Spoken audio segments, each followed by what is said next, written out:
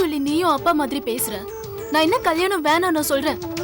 இன்னும் கொஞ்ச நாள் போகட்டும்னு தானே சொல்றேன். முதல்ல உன் வாழ்க்கையில நீ மாமியார் ஆகலாம் முடிவு எடுத்துக்க. அதை நல்லபடியா நடத்தி வைக்க வேண்டியது என்னோட கடமை இல்லையா? உன் புருஷனுக்கு இந்த விஷயம் எல்லாம் தெரிஞ்சு ஏது இவ்வளவு பணம்னு கேட்டா சீட்டு பணம்னு சொல்லி தப்பிச்சுக்கலாம் பாரு. உன்னை பொறுத்த வரைக்கும் இனிமேதான் வாழ்க்கைய ஆரம்பிக்க போகுதுன்னு நினைச்சுக்க. இன்னும் கொஞ்ச நாள் ஆனா அந்த மீனா யாருன்னு கேப்ப. உன் வாழ்க்கை நல்லா இருக்கணுமேங்கிற ஆதங்கத்துலதான் நாங்க இப்படி பண்ணிட்டோம். அம்மா மேல சத்தியமா நாங்க இனிமேல் இப்படி பண்ண மாட்டோம்.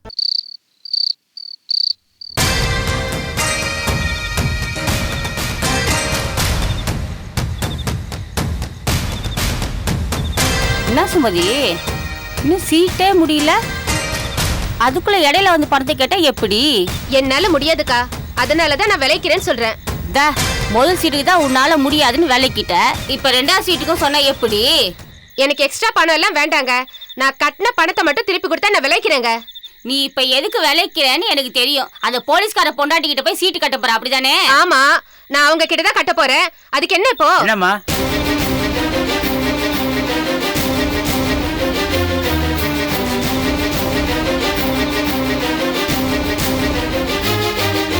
என்ன சுமதி, உனக்கு என்ன பிரச்சனை? உனக்கு சீட்டு பணம் திருப்பி வேணுமா? எல்லாம் கேட்டுக்கிட்டு தான் இருந்தேன். உனக்கு என்ன, நீ கட்டின பணம் வேணும் அவ்வளோதானே. நாளைக்கு சாயந்தரம் வந்து வாங்கிக்கப்போ. முதல்ல காசு கொடுக்குற வழியை பாருங்க. என்னையா இது, இவ்வளோட சேர்த்து 12 பேர் சீட்ல விலகிட்டாங்க. இப்படியே போயிட்டு இருந்தா நாளைக்கு நம்ம நரோட்ல இன்னும் பிச்சை தான் எடுக்கணும்.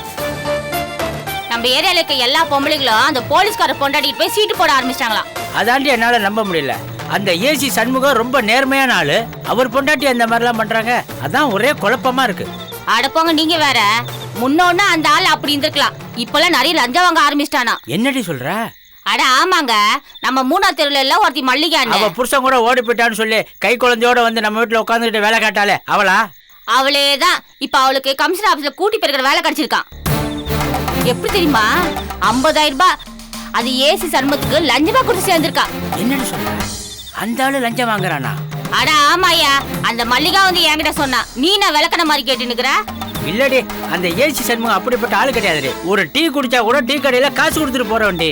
எனக்கு என்னமோ இந்த பொம்பளைங்க தான் ஏதோ குழப்பம் பண்றாளுங்கன்னு நினைக்கிறேன். எப்படியா சொல்ற? வாத்தியார் புள்ள மக்கு, போலீஸ்காரன் புள்ள திருடன்னு ஒரு பழமொழி சொல்லுவாங்க. நீ சொல்றத வச்சு பார்த்தா அது உண்மையா இருக்குமோன்னு எனக்கு தோணுது. எதுக்கும் நான் நாளைக்கு போய் எது உண்மை எது பொய்ங்கிறத தெரிஞ்சுட்டு வந்துடுறேன்.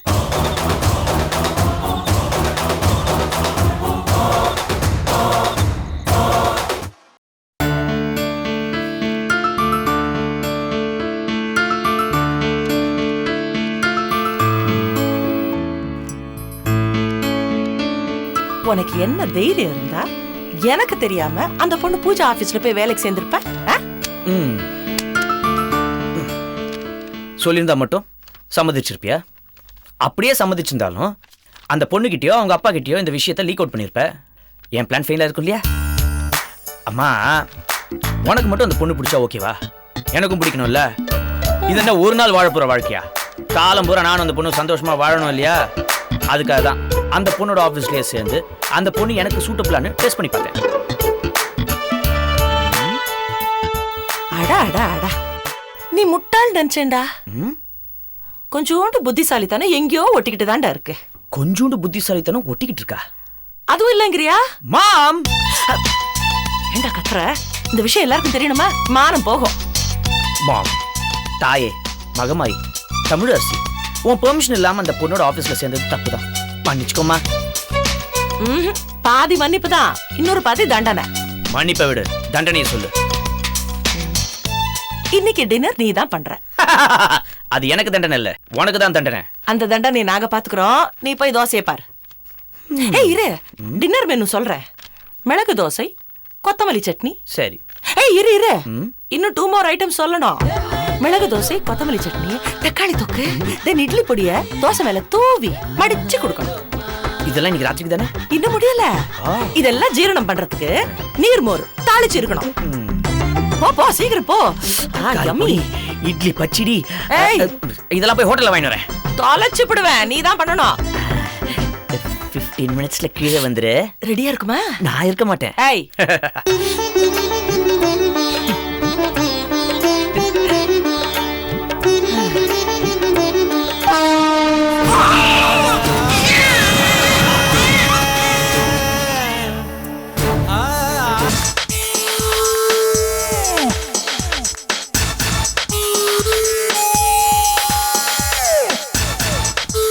ஏம்மா உள்ள வரலாங்களா?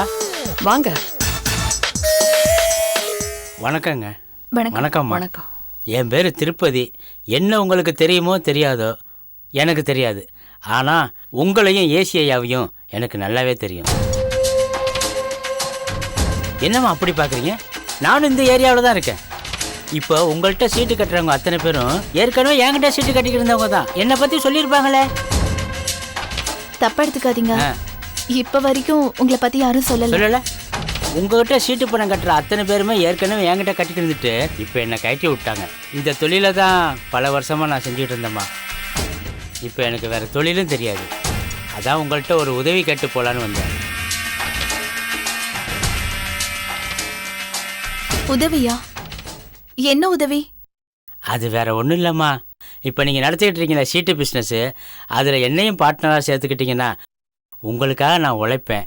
அப்படியே என் பொழப்பு பாட்டு போயிட்டுருக்கோம். என்னம்மா ஒன்றுமே சொல்ல மாட்டேறீங்க? தப்பா எடுத்துக்காதீங்க. நாங்க 4 பேருக்கு நல்லது பண்ணணும்ன்ற நோக்கத்தோட தான் இந்த பிசினஸை நடத்திட்டு இருக்கோம். இதுல யாரையும் சேர்த்துக்க எங்களுக்கு விருப்பம் இல்லை. அவசரப்பட்டு அப்படியெல்லாம் சொல்லாதீங்கம்மா. என்ன ஏசி சாருக்கு ரொம்ப நல்லாவே தெரியும். நான் வேணா அவர்கிட்ட பேசி உங்கள்கிட்ட சொல்லட்டுமாம்மா?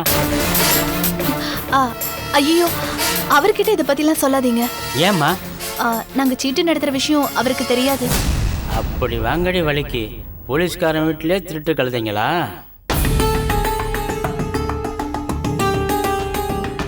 அது ஒண்ணும் இல்ல. மாப்பிள்ளைக்கு தெரியக்கூடாதுன்னு நினைச்சு நாங்க ஒன்றும் பண்ணல. நான் தான் கை நிறைய சம்பாதிக்கிறேன். அப்புறம் உங்களுக்கு எதுக்கு இந்த வேண்டாத வேலைன்னு சொல்லி சங்கடப்படுவாரு. அதுக்காக தான் சொல்லாம இருக்கோம். கிழவி நல்லாவே சமாளிக்கிறாளே.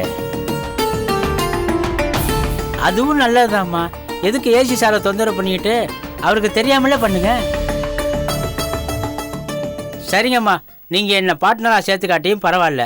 இந்த பிசினஸ்ல அனுபவசாலிங்கிற முறையில சொல்றேன். உங்களுக்கு ஏதாவது பிரச்சனைனா தயங்காம என்கிட்ட கேளுங்க. கண்டிப்பா நான் உங்களுக்கு உதவி செய்யறேன். அப்புறம் ஒரு முக்கியமான விஷயம், பொதுவா நம்மளை மாதிரி சீட்டு நடத்துறவங்கலாம் சீட்டு பணத்தை வச்சு வேற ஒரு பிஸ்னஸை பண்ணி அதில் வர்ற லாபத்தை வச்சு சீட்டு பணம் கட்டினவங்களுக்கு பணத்தை கொடுப்பாங்க. ஆனால் அந்த பிஸ்னஸ் லாஸ் ஆகிடுச்சுன்னா பணம் கட்டினவங்களுக்கு திரும்பி பணம் கொடுக்க முடியாமல் பிரச்சனை ஆகிடும். அதனால நான் உங்களுக்கு ஒரு நல்ல ஐடியா கொடுக்குறேன், கேட்டுக்கங்க. இன்னைக்கு நிலைமையில லேண்ட் நிறைய வச்சிருக்கவன் தான் கோடீஸ்வரன். ஏன்னா இன்னைக்கு நிலைமைக்கு ஒரு சதுரடி 1000 ரூபாய்னா நாளைக்கு 1500 ரூபான்னு கூடிக்கிட்டு இருக்கு. அதனால நீங்களும் இந்த பணத்தை வச்சு ஏதாவது ஒரு லேண்ட் வாங்கி போட்டீங்கன்னா உங்களுக்கு எந்த பிரச்சனையும் இருக்காது. என்னம்மா? இல்லைங்க, இப்போதைக்கு எங்களுக்கு அப்படி எந்த யோசனையும் இல்லை. இப்படி எடுத்தோம் கவுத்தோன்னு பேசாதீங்கம்மா. நான் உங்க நல்லதுக்கு தானே சொல்றேன். ஏசி சாருக்கு தெரியாம வேற இந்த பிசினஸை பண்றீங்க. பிரச்சனை வராம பாத்துக்கணும். பாத்துங்க. நல்லா யோசிச்சு ஒரு முடிவு சொல்லுங்க. நான் வேணா எனக்கு தெரிஞ்ச இடத்துல ஒரு நல்ல லேண்டா வாங்கி தரேன்.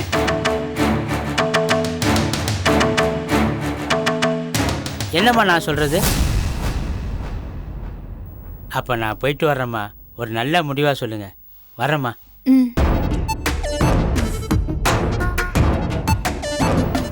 ஏமா, இந்த ஆள் சொல்ற யோசனையும் நல்லதானே இருக்கு. அவசரப்படாதீ. இவன் மொழியே சரியில்லை. இவங்கிட்ட நம்ம கொஞ்சம் ஜாக்கிரதையா இருக்கணும். என்னைக்கும் தமிழரசி மேடமை பார்க்க முடியாம போயிடுச்சு. என் விதி மேடம். அதான் என்ன இப்படி துரத்தி விரட்டுது. இளவரசி, இப்ப என்ன நடந்துருச்சுன்னு விதி அதே இதுன்னு விரக்தியா பேசுறீங்க. மேடம் ஒரு முக்கியமான கேஸ் அட்டென்ட் பண்றதுக்காக டெல்லி சுப்ரீம் கோர்ட்டுக்கு போயிருக்காங்க. இன்னும் 2 நாள்ல வந்துட்டு போறாங்க. அப்ப வந்தீங்கன்னா கண்டிப்பா பாத்துடலாம். இதுக்கு போய் இவ்ளோ வருத்தப்படுறீங்க? அதுக்கு இல்ல மேடம், ஜான் ஏறின முழ சறுக்குன்னு சொல்லுவாங்களே, அது என் விஷயத்துல ரொம்ப கரெக்டா இருக்கு. ஒரு நாள் சந்தோஷமா இருந்தா 1 வாரத்துக்கு கஷ்டப்பட வேண்டியதா இருக்கு. இப்ப கூட பாருங்க, மேடமை பார்க்கணும் நானும் அலையாலன்னு அலையறேன். ஆனா பார்க்க முடியாம போயிடுது. அடுத்த முறை நீங்க கண்டிப்பா மேடமை பாத்துடலாம் இளவரசி. கவலைப்படாதீங்க. நான் உங்களை பத்தின எல்லா விஷயத்தையும் மேடம் கிட்ட சொல்லியிருக்கேன். அவங்களும் ஆர்வமா எல்லாத்தையும் கேட்டாங்க. உங்க கேஸை எடுத்துக்குவாங்கன்னு தான் நான் நினைக்கிறேன். ஏன்னா உங்களை மாதிரி பாதிக்கப்பட்ட பெண்களுக்கு உதவி செய்யறது தான் அவங்க வாழ்க்கையில லட்சியமா வச்சிருக்காங்க. அவங்கள பாக்குறது தான் தள்ளி போகுதே தவிர வேற எந்த பிரச்சனையும் இல்ல. மேடம் மட்டும் இந்த கேஸ் எடுத்து நடத்துனாங்கன்னா கட்டாயமா உங்க ஹஸ்பண்டை வெளியில கொண்டு வந்துருவாங்க. அதனால நீங்க எதை பத்தியும் கவலைப்படாம தைரியமா இருங்க. உங்க வார்த்தை தான் எனக்கு ரொம்ப நம்பிக்கை தருது மேடம். உங்களை நான் என்னைக்குமே மறக்க மாட்டேன். ரொம்ப தேங்க்ஸ். எனக்கு எதுக்கு தேங்க்ஸ் எல்லாம் சொல்றீங்க? ஆமா, நீங்க தனியாவா வந்திருக்கீங்க? ஆமா மேடம். என்ன இந்த மாதிரி நேரத்துல தனியா வந்திருக்கீங்க? திடீர்னு உடம்புக்கு முடியலன்னா என்ன பண்ணுவீங்க? யாரையாவது கூட கூட்டிட்டு வந்திருக்கலாம்ல? இல்ல மேடம், நான் என் தங்கச்சி லீலா வீட்டில் தான் இருக்கேன். அவளே கை குழந்தைய வச்சுட்டு கஷ்டப்பட்டுட்டு இருக்கா. அதான் எதுக்கு அவளை கஷ்டப்படுத்தணும்னு நானே வந்துட்டேன். செக்யூரிட்டி அனுப்பி ஆட்டோ வேணா பிடிச்சிட்டு வர சொல்லட்டுமா? இல்ல பரவாயில்ல மேடம், நானே பாத்துக்கிறேன். அப்ப நான் வரேன். வாங்க.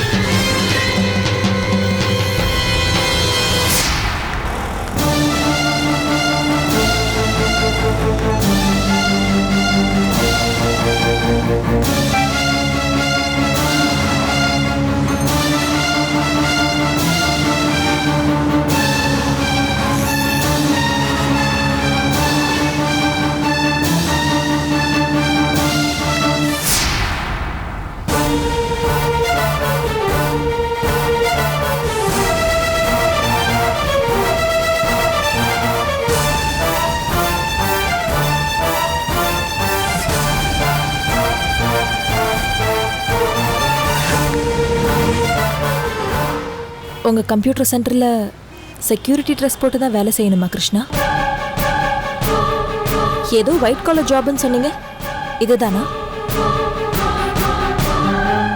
ஏன் கிருஷ்ணா அப்படி போய் சொன்னீங்க? நீங்க ஏதோ கம்ப்யூட்டர் சென்டர்ல நல்ல வேலையில இருக்கிறதா லீலா நினைச்சு எவ்வளவு சந்தோஷப்பட்டுட்டு இருக்கா. அந்த சந்தோஷத்துக்காக தாங்க நான் அப்படி ஒரு போய் சொன்னேன். என்ன அப்படி பார்க்குறீங்க? என்னைக்கு லீலா என்னை காதலிக்க ஆரம்பித்தாலோ அன்னிலிருந்து அவள் எனக்காக ரொம்ப கஷ்டப்பட்டுட்டாங்க. ஜெயிலுக்கு போயிட்டு வந்த எனக்கு எந்த வேலையும் கிடைக்கல. கடைசியில் இந்த செக்யூரிட்டி வேலை தான் கிடைச்சதுன்னு சொல்கிறீங்களா? தாங்க மாட்டாங்க, உடஞ்ச சுக்கு நூறாக போயிடுவா. அதனால தான் நான் இப்படி ஒரு பொய்யை சொன்னேன். எனக்கு இந்த செக்யூரிட்டி வேலை பார்க்குறதுனால எந்த கஷ்டமோ கௌரவ குறைச்சலோ இல்லைங்க. ஆனால் நான் இப்படி ஒரு வேலை பார்க்குறேன்னு அவளுக்கு தெரிஞ்சா என்ன வீட்டில் உட்கார வச்சுட்டு அவள் கூலி வேலைக்கு போக ஆரம்பிச்சிருவா. என்னால் அந்த கொடுமையில் பார்த்துட்டு இருக்க முடியாதுங்க. அதனால தாங்க நான் கம்ப்யூட்டர் சென்டருக்கு வேலைக்கு போகிறதா அவகிட்ட போய் சொன்னேன். இதில் மேலே ஏதாவது தப்பு இருக்கா? உங்களை நினைச்சா ரொம்ப பெருமையா இருக்கு. உண்மையிலேயே என் தங்கச்சி லீலா ரொம்ப கொடுத்து வச்சவ. நான் தான் தப்பா புரிஞ்சுக்கிட்டேன். தயவு செஞ்சு இந்த விஷயத்தை லீலா கிட்ட கண்டிப்பா சொல்ல மாட்டேன். ரொம்ப தேங்க்ஸுங்க. சரிங்க, டைம் ஆச்சு, நான் கிளம்புறேன். ம்.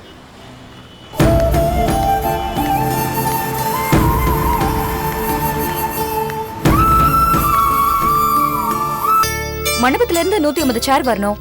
அப்புறம் 2 பால் பாத்திரம் வரணும். எண்ணெய் கடாய், மீதி இருக்கிற சில பாத்திரங்கள் இதெல்லாம் வரணும். ஞாபகமா எடுத்துட்டு வந்துடணும். அதுக்கப்புறம்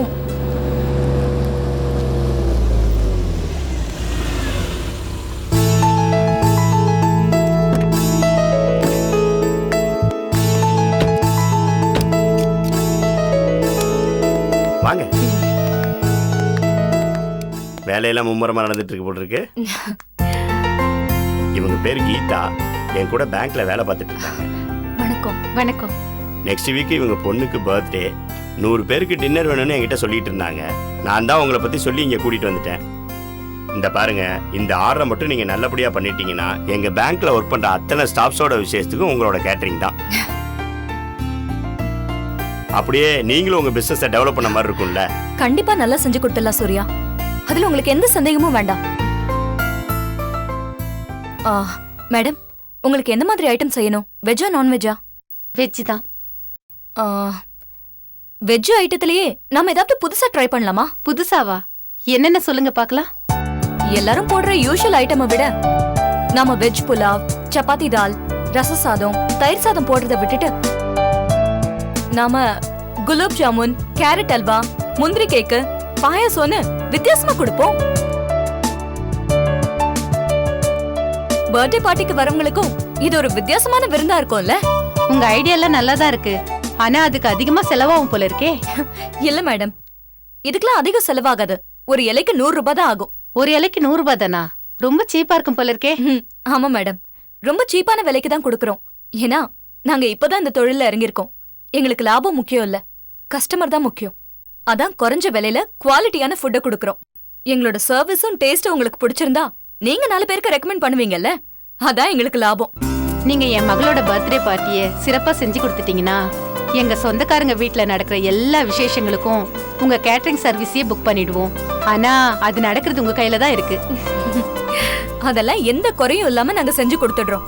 நீங்க தைரியமா எங்களை நம்பலாம். சரி, காலையில அட்வான்ஸ் கொடுத்துடுறேன். மீதி பேலன்ஸ ஃபங்க்ஷன் அன்னைக்கு கொடுத்துடுறேன். சரிங்க மேடம். சரி, நான் அப்ப கிளம்புறேம்மா. சந்தோஷமா போயிட்டு வாங்க. சரி சூர்யா, நான் கிளம்புறேன். நான் வேணா கொண்டு வந்து டிராப் பண்ணிட்டுங்களா? இல்ல பரவாயில்ல, நானே போய்க்கிறேன். வரேன். சரி, வாங்க. தேங்க்ஸ் சூர்யா. திரும்ப திரும்ப நீங்க ஏதாவது செஞ்சுக்கிட்டே இருக்கீங்க. பதிலுக்கு எங்களால தான் ஒண்ணுமே செய்ய முடியல. ஏதோ என்னால முடிஞ்ச உதவியை செஞ்சிட்டு இருக்கேன். இதுக்கு போய் ஏன் இவ்வளவு சென்டிமெண்டா பேசிட்டு இருக்கீங்க? ஆமா, நீங்க மட்டும் நன்றி சொல்லிட்டு இருக்கீங்க, இவங்க எதுவும் சொல்ல மாட்டேங்கிறாங்க. தேங்க்ஸ். தேங்க்ஸ் கூட கேட்டு தான் வாங்கணுமா? ரொம்ப ரொம்ப தேங்க்ஸ். நீங்க என்ன திடீர்னு தேங்க்ஸ் சொல்றீங்க? பிலோமினா, அகிலா 2 பேரும் சொல்லிட்டாங்க. அடுத்தது என்ன தானே கேப்பீங்க, அதனால தான் முந்திக்கிட்டு சொல்லிட்டேன். இவங்க எல்லாரை விட உங்ககிட்ட தாங்க ரொம்ப உஷாரா இருக்கணும். சரி, வரேங்க. வரேங்க.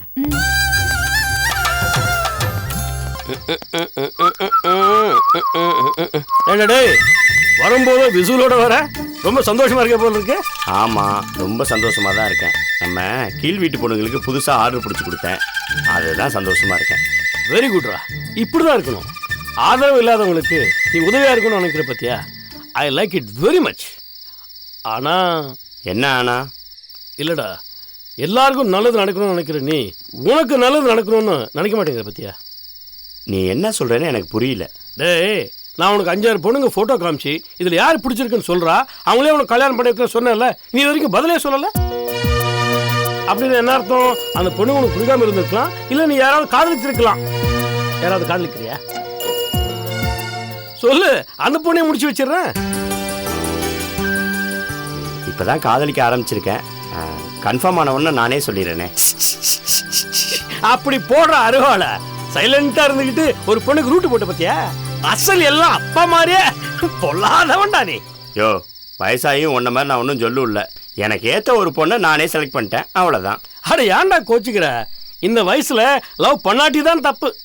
சரி, யார் அந்த பொண்ணுன்னு சொல்லு, பேசி முடிச்சிடலாம். நீ ஒன்றும் ரொம்ப தூரம் அலைய வேண்டிய அவசியம் இல்லை, பொண்ணு இங்கே கீழே தான் இருக்கா. என்னடா சொல்ற? கவிதாவா? இல்லை, அகிலா. அகிலாவா? என்னையா அகிலான்னு சொன்ன உடனே இப்படி சாக்காயிட்ட?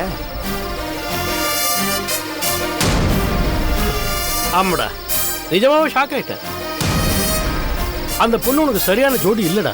ஏன் அப்படி சொல்ற? அவ கால் கொஞ்சம் ஊனம்னா அதெல்லாம் எனக்கு ஒரு குறையாவே தோணல. அவளோட அடக்கமான குணம் எனக்கு ரொம்ப பிடிச்சிருக்கு. அவளை எனக்கு கல்யாணம் பண்ணி வச்சினா என் வாழ்க்கை ரொம்ப சந்தோஷமா இருக்கும்.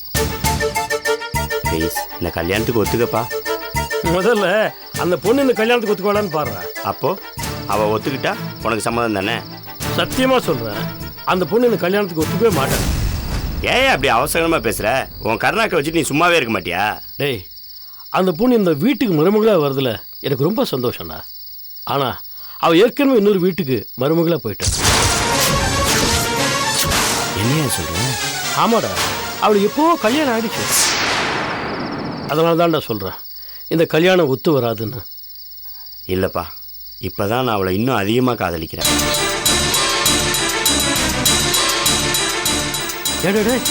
அவளை பத்தி தெரிஞ்சு பிறகுமா காதலிக்கிறேன்? ஆமாப்பா, அந்த அகிலா நல்ல பொண்ணு, அடக்கமான பொண்ணுன்னு தான் நான் காதலிச்சேன். ஆனால் அவளோட முழு கதையும் தெரிஞ்சதுக்கப்புறம் அவளை தவிர வேற யாரையும் கல்யாணம் பண்ணுறதுலன்னு முடிவே பண்ணிட்டேன். அவள் ஒரு தேவதைப்பா. அவளை நான் என் கண்ணுக்குள்ளேயே வச்சு பார்த்துக்குவேன்.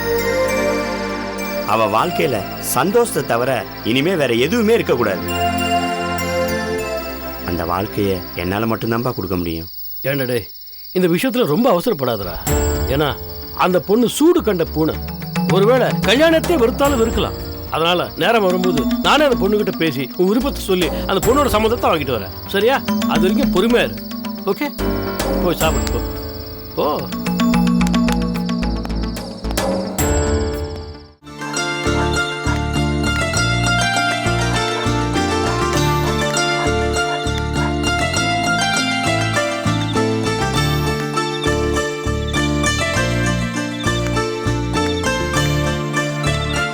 கொடுங்க. ஏங்க, குழந்தைக்கு பால் பவுடர் தீந்துருச்சு. அதோட வீட்டுக்கு மளிகை சாமானம் வாங்கணும். வாங்கிட்டு வந்துடுறீங்களா? ரொம்ப டயர்டாக இருக்குல்ல, காலையில் போய் வாங்கிட்டு வரேன். காஃபி இருந்தால் கொஞ்சம் கூட. என்னமோ வேகாத வெயில்ல ரோட்டு வேலை செஞ்ச மாதிரி அலுப்பா பேசுறீங்க. சொல்லுங்க, அந்த மாதிரி வேலையா பார்த்துட்டு இருக்கீங்க? ஃபேனு கீழே உட்காந்துக்கிட்டு சொகுசா பாக்குற வேலை தானே? போங்க, போய் வாங்கிட்டு வாங்க. லீலா, நீ சும்மா இருக்கா? கடை பக்கத்துல தான் இருக்கு. போனா குறைஞ்ச போயிருவாரு. நீங்க போயிட்டு வாங்க. ஏங்க, நீங்க போங்க. கிருஷ்ணா, நீங்க இருங்க. வந்ததும் வராதமா ஏன் அவர்கிட்ட வேலை சொல்ற? வேற என்ன வேணும்னு சொல்லு, நான் போய் வாங்கிட்டு வரேன். வேணாங்க, நானே போய் வாங்கிட்டு வரேன்.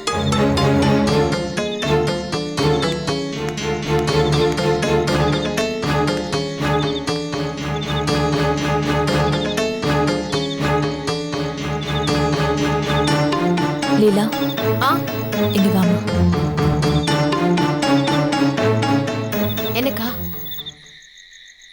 வெளியில போயிட்டு வர ஆம்பளைங்க எந்த மனநிலைமையோட வீட்டுக்கு வராங்கன்னு தெரியாம இப்படி பேசுறது ரொம்ப தப்பு லீலா.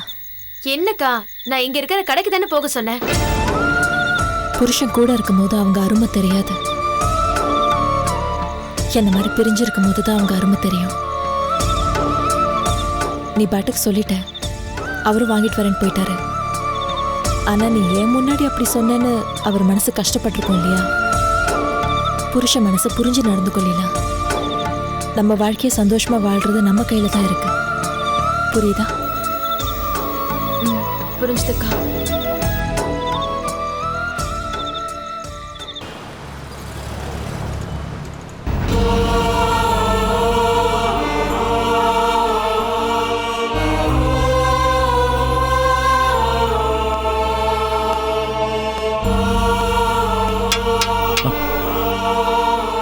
ஏம்பா, யாரோ விஐபி சாப்பாடு போடுறாங்க, போய் சாப்பிடு போ.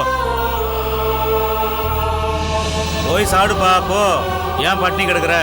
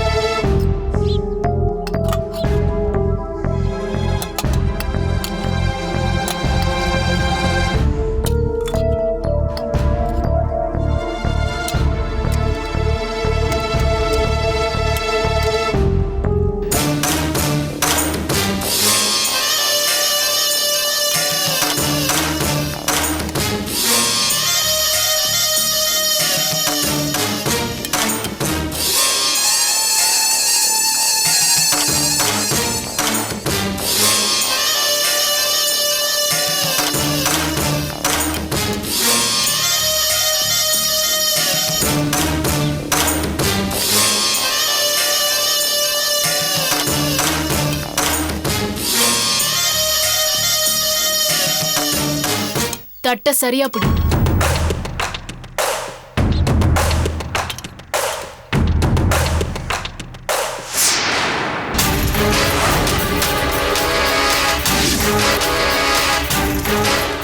விதிங்கிறது இதுதான் சுப்பிரமணி.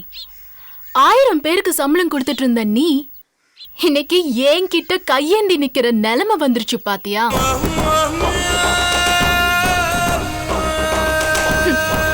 வெளியில உன் பொண்டாட்டி தெரு தெருவா பிச்சை எடுத்துட்டு இருக்கா, உள்ள நீ எடுத்துட்டு இருக்க. பிச்சைக்கார ஜோடிங்கிறத நிரூபிச்சிட்டீங்களா சுப்பிரமணி?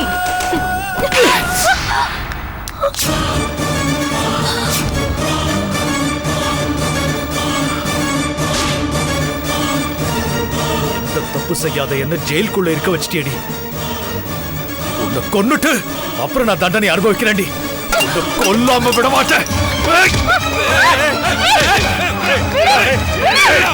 உன்னாதான் எனக்கு நிம்மதி. கொல்லாம விட மாட்டேன். விட மாட்டேன்.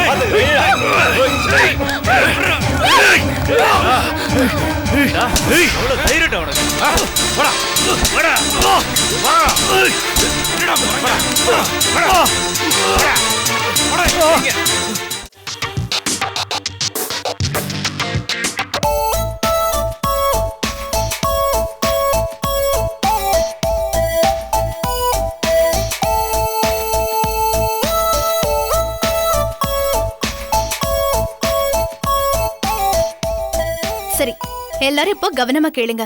நான் இப்ப சொல்ல போறதுதான் ரொம்ப ரொம்ப முக்கியமான விஷயம்.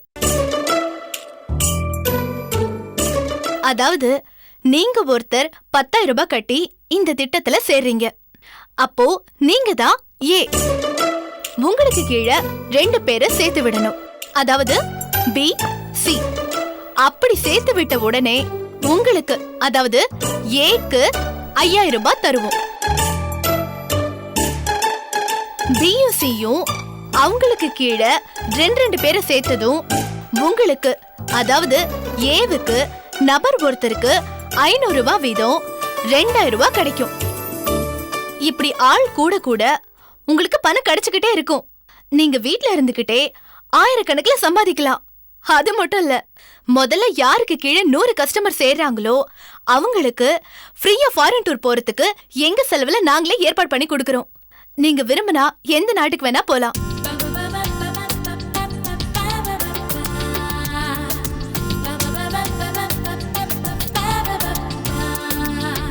நீங்க எவ்வளவு சீக்கிரம் கஸ்டமர்ஸ் சேர்க்கறீங்களோ அவ்வளவு சீக்கிரம் உங்களுக்கு ப்ராஃபிட் கிடைக்கும். இதுல ஒன்னும் பெரிய கஷ்டம் இல்லைன்னு நினைக்கிறேன். நீங்க 2 பேரை சேர்த்து விட்டா போதும். அதுக்கப்புறம் அவங்க ஆள் சேர்க்க ஆரம்பிச்சிருவாங்க.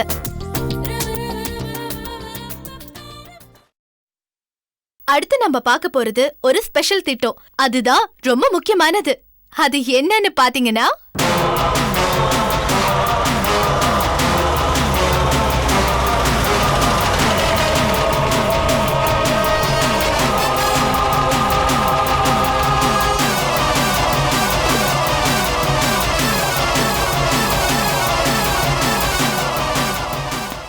சார் வந்துட்டாருன்னு நினைக்கிறேன்.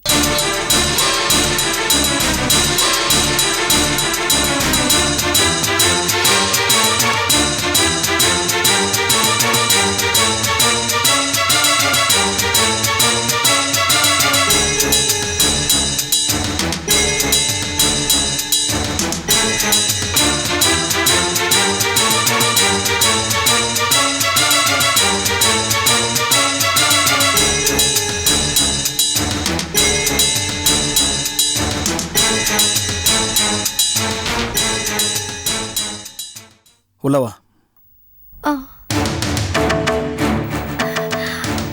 அவர் வந்துட்டாரு. சாப்பாடு எடுத்து வைக்கணும். மீதியை நாளைக்கு பார்த்துக்கலாமா? சரி, நாங்க போயிட்டு கிளம்புறோம்.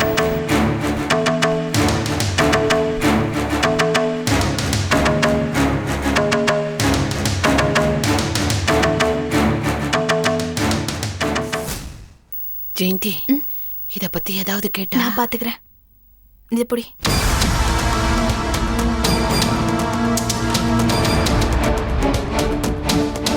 என்னங்க, காஃபி டீ ஏதாவது போட்டு தட்டுமா? என்னடி இதெல்லாம்? அன்னைக்கு நான் அவ்வளவு தூரம் சொல்லியும் சீட்டு போடுறேன், வெங்காயம் போடுறேன், அத்தனை பேரையும் கூட்டு வச்சு என்ன வீட்டுல கூத்தடிச்சிட்டு இருக்கியா? உனக்கு என்னமோ உங்க அம்மா அப்படி சப்போர்ட் பண்ணாங்க? புருஷன் பேச்ச கேட்காத கூட எப்படி குடும்பம் நடத்த முடியும்? நிறுத்துறீங்களா? அப்படின்னு உங்க பேச்ச மதிக்காம நான் பண்ணிட்டேன். அன்னைக்கு என்ன சொன்ன உங்ககிட்ட? நீ சீட்டு கட்டக்கூடாது, இந்த பொம்பளைக்கு இந்த வீட்டு பக்கம் வரக்கூடாதுன்னு சொன்னா இல்லையா? என்ன இது? அப்ப என் பேச்சு நீ மதிக்கலன்னு தானே அர்த்தம்? நான் சீட்டு கட்டினதை நீங்க பாத்தீங்களா? நடந்தது எதுவுமே தெரியாம உங்க இஷ்டத்துக்கு நீங்க பேசிட்டு இருக்கீங்க. நான் ஒன்னும் சீட்டெல்லாம் கட்டல. இங்க வந்த எல்லாருக்கும் எழுத படிக்கவே தெரியாது. அதான் உங்களுக்கு எல்லாம் டியூஷன் எடுத்துட்டு இருக்கேன். என்னங்க அப்படி பாக்குறீங்க? நீங்க தான் இந்த பூஜா கம்பெனிக்கு வேலைக்கு போக கூடாதுன்னு சொல்லிட்டீங்க. வீட்டுல சும்மா இருக்கிறதுக்கு எனக்கு போர் அடிக்குது. அதான் இப்படி எல்லாம் பண்ணேன். அது மட்டும் இல்லாம ஏற்கனவே இந்த ஏரியாவில் இந்த மாதிரி டியூஷன் எடுத்தவங்க வெளியூர்ல போய் செட்டில் ஆயிட்டாங்களாம். அதனாலதான் நான் பண்ணேன். கைக்கு கொஞ்சம் காசு வரும், எனக்கும் கொஞ்சம் பொழுது போகும், அப்படியே 4 பேருக்கு சொல்லி கொடுத்த மாதிரி இருக்கும். இதெல்லாம் புரிஞ்சுக்காம வந்த உடனே சண்டைக்கு வரீங்க. சரி, சாப்பாடு ரெடி ஆயிடுச்சு. பசிச்சா சொல்லுங்க.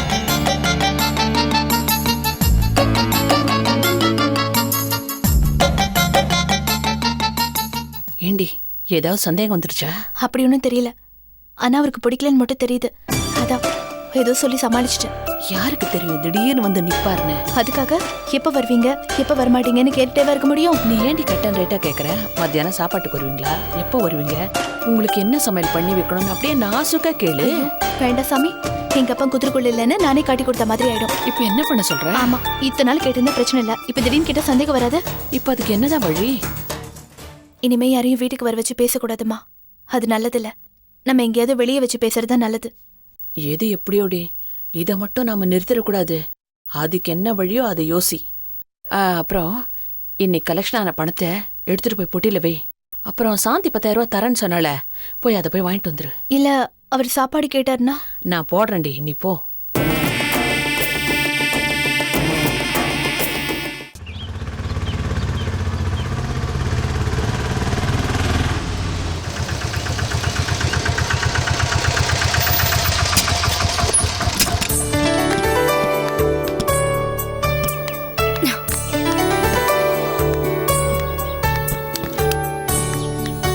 தம்பி, நீ மேல ஏறி பாத்திரத்தை எல்லாம் எடுத்து கொடு. சரிக்கா.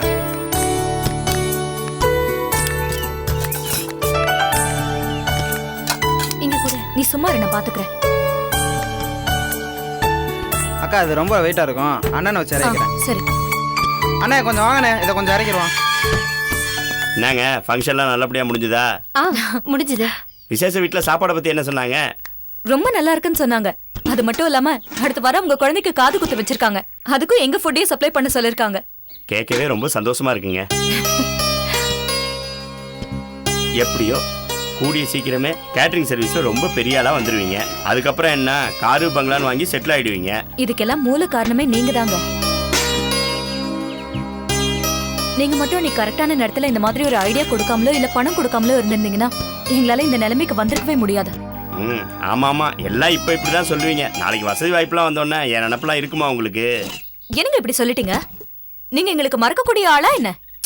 சும்மா விளையாட்டுக்கு தாங்க சொன்னேன். இனிமே விளையாட்டு கூட அப்படிலாம் சொல்லாதீங்க. வாழ்க்கையில அடுத்து என்ன செய்யறதுன்னு தெரியாம தவிச்சிட்டு இருந்தப்போ நீங்க மட்டும் வந்து உதவி செய்யலனா நாங்க இந்த அளவுக்கு வந்திருக்க முடியாது. அப்படி இருக்கும்போது உங்களை நாங்க மறந்தா நாங்க மனுஷங்களே கிடையாது. என்னங்க இதுக்கு போய் நீங்க இவ்வளவு சீரியஸ் ஆயிட்டீங்க? பின்ன நீங்க எதுக்கு அந்த மாதிரி சொன்னீங்க? நீங்க இல்லனா கவிதாவால எக்ஸாம் கூட எழுதிருக்க முடியாது. இப்படி நீங்க செஞ்ச ஒவ்வொரு உதவியும் எங்க வாழ்க்கையில மறக்க முடியாதது. அப்படி இருக்கும்போது எங்களால உங்களை எப்படி மறக்க முடியும்? அகிலா, பாஸ் கூட.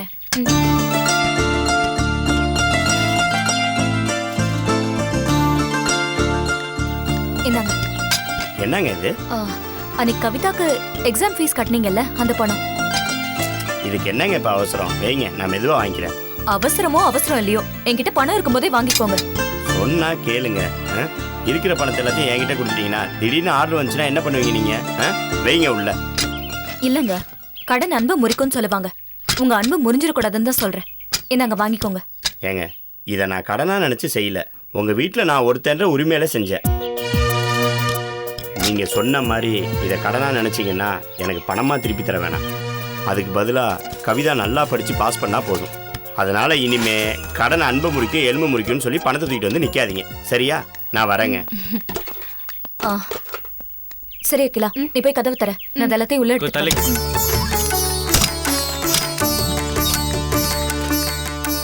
அண்ணே, அடுத்த வாரம் ஃபோன் பண்றேன். சரிம்மா.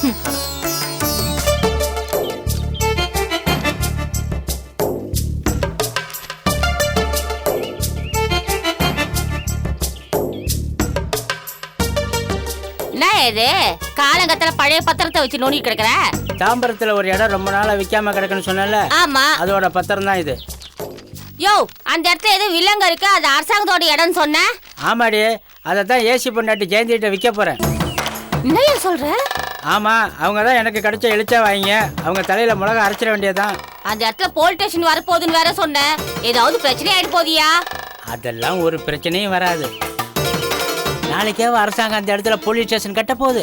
குறைஞ்சது 10-15 வருஷமாவது ஆயிடும். அதுக்குள்ள நம்ம அந்த இடத்த ஆட்டையை போட்டுருவோம். இந்த இடத்த ஜெயந்திக்கு பிடிக்கும்படியா பேசி நாளைக்கே பத்திரம் வாங்கி பணத்தை வாங்கிடுவேன். அது ஜெயந்தி என்ன விவரம் இல்லாத நினைச்சியா? படிச்சவ. நாளைக்கே பத்திரம் ஆபீஸ்ல வந்து அந்த இடம் யாரு, ஏதாவது வில்லங்க இருக்கான்னு கேட்காம பத்திரம் படிப்பா? பொடி பைத்தியக்காரி, இந்த திருப்பதி நினைச்சானா இந்த இடத்த 10 பேருக்கு பத்திரம் வாங்கி கொடுப்பான். அந்த ஜெயந்தியை எப்படி கவுக்கணும்னு எனக்கு நல்லாவே தெரியும். பத்திர ஆபீஸில் மட்டும் இல்லாடி எந்த ஆபீஸா இருந்தாலும் கொடுக்க வேண்டியதை கொடுத்தா நடக்க வேண்டியது தானா நடக்கும். மேடம், இது பஸ் ரூட்டு. இந்த பக்கமாக வரலாம், இந்த பக்கமாக வரலாம். இங்கே தான் கரெக்டாக அந்த இடம் இருக்கு. மார்க்கெட்டும் இருக்கு. ட்ரெயினுக்கு பக்கமா? ஆமாம் ஆமாம். தாம்பரத்தில் இருக்குன்னு சொல்றீங்க. இது வரைக்கும் எதுவும் கட்டாமையா வச்சிருப்பாங்க? இது என் ஃப்ரெண்டோட இடம். அவர் டி நகரில் வீடு கட்டி செட்டில் ஆகிட்டாப்புல. ரொம்ப நாளாக போட்டு வச்சுருந்தாப்புல, நல்ல விலைக்கு வரும்போது விற்கலான்னு. இப்போ அவருக்கு பணம் தேவை, அதனால தான் விற்கிறாரு. இல்லைன்னா நான் 2-3 வருஷத்துக்கு இந்த இடத்த போட்டு தான் வச்சுருப்பாரு. தாம்பரம் ஏரியாவில் ஒரு சதுரடி 1500 ரூபாய்க்கு மேலே போயிட்டுருக்கு. நான் வேணா உங்களுக்கு 1250 ரூபான்னு முடிச்சு தரேன். ஸ்கொயர் ஃபீட் 1500 ரூபான்னா அரை கிரவுண்ட் இடம் 18 லட்ச ரூபா ஆகுது. ஆனால் 1250 ரூபான்னு 15 லட்ச ரூபாய்க்கு நான் உங்களுக்கு முடிச்சு தரேன். ஆனா இப்போதைக்கு எங்ககிட்ட அவ்வளோ பணம் இல்லை. பரவாயில்ல மேடம், உங்கள்கிட்ட எவ்வளோ பணம் இருக்கோ அதை கொடுங்க. அதை கொடுத்து அந்த இடத்த நம்ம பிளாக் பண்ணிடுவோம். அதுக்கப்புறம் மீதி பணம் எப்போ வருதோ அப்போ கொடுங்க. நான் உடனே உங்களுக்கு ரிஜிஸ்டர் பண்ணி கொடுத்துட்றேன்.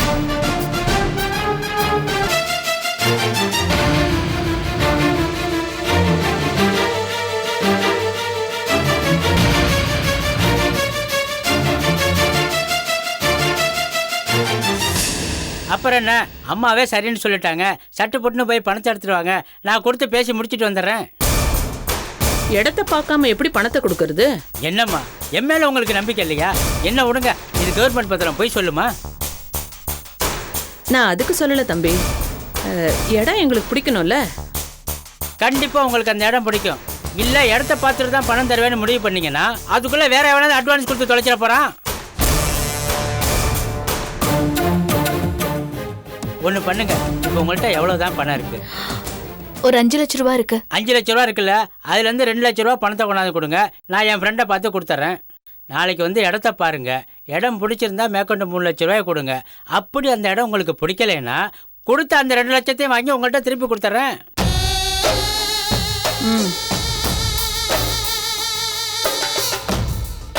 தம்பி, உங்களை நம்பிதான் பணத்தை கொடுக்குறோம், பார்த்துக்கோங்க. கவலையே படாதீங்கம்மா, பணத்துக்கு நான் கேரண்டி, இடத்துக்கு நான் கேரண்டி. இந்தாங்க. அப்போ நான் வரட்டுமாம்மா? இந்த மேப்பு பத்திரம் இதில் தான் உங்கள் பிளாட்டோட நம்பர் இருக்கு. ரிஜிஸ்ட்ரேஷனுக்கு அவசியம் தேவைப்படும். வரேம்மா, வரேம்மா.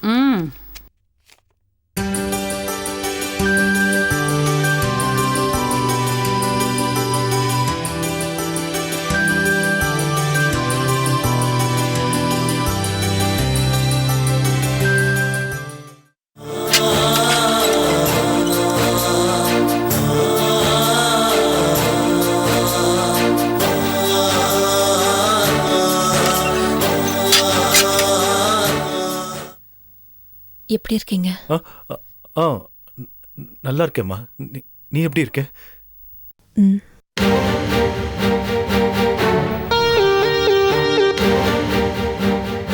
கையிடுங்க.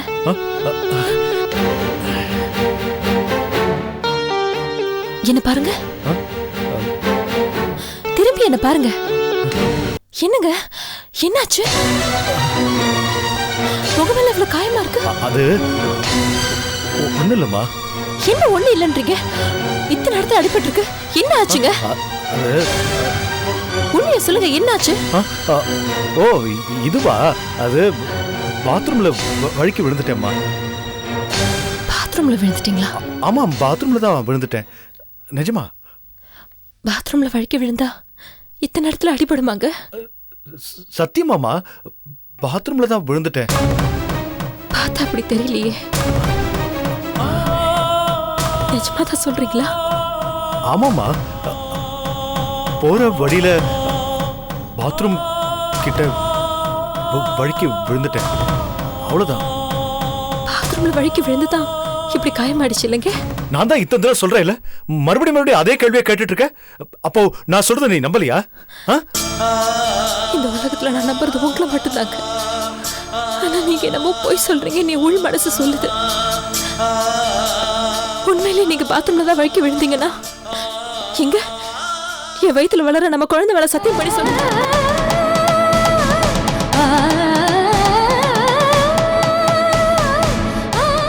சத்தியம் பண்ணுங்க, நீங்க சொல்றது உண்மைதானா? பூஜா வந்திருந்தா ஜெயிலுக்கு.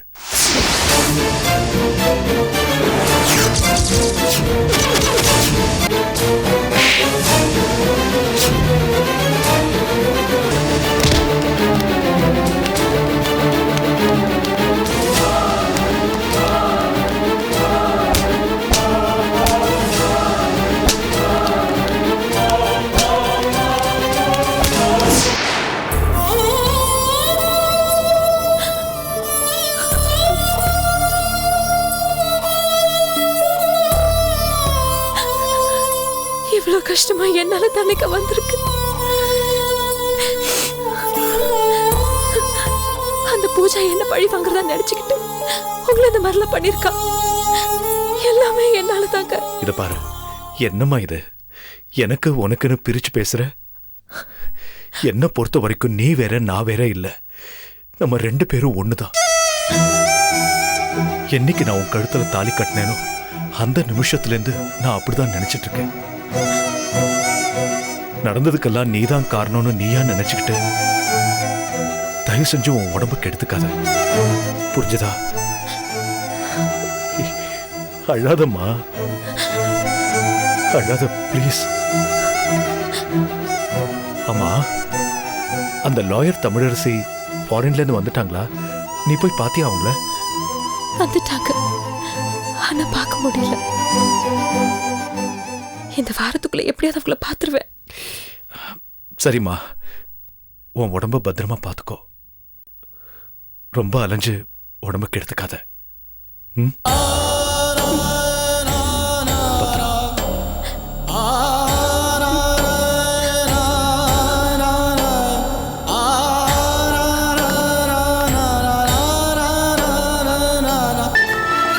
ஆட்டோ எங்கம்மா போனோம்? நொங்கமாக்கம் போனோம். இல்லம்மா, நான் போரூர் போறேன். நீ வேற ஏதாவது வண்டி வந்தா பாத்துக்கோமா.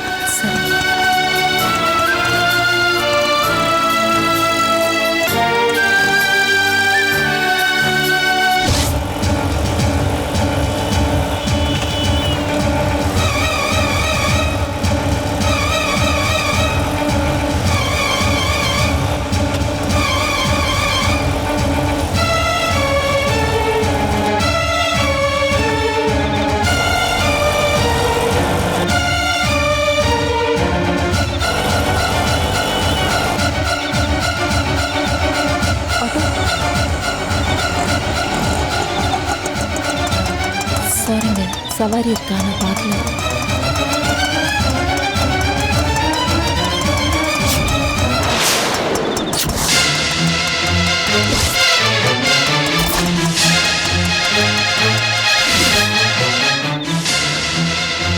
டேய், நம்ம தேடி வந்தது இவ தானே?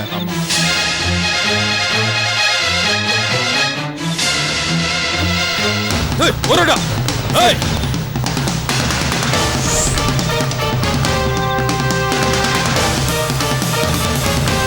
ஏய், நில்லு.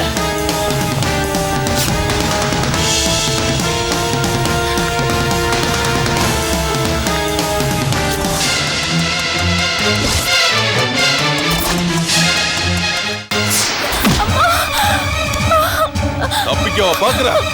கதையை முடிச்சிடுறேன். வேணாம், வேணாம், வேணாம். முதல்ல உங்கள்கிட்ட இருக்கிற இந்த 6 லட்ச ரூபாயை கொடுத்து அந்த நிலத்தை நீங்க ரிஜிஸ்டர் பண்ணி வாங்கிங்க. பிறகு பாக்கி 4 லட்ச ரூபாய்க்கு 1 மாசம் கடு வாங்கி கொடுத்துட்றேன். உன் புருஷன் கொலை செஞ்சதும் இல்லாம அந்த பழிய தூக்கி உன் மேல போட்டிருக்கான்னா அவனை சும்மா விடக்கூடாது.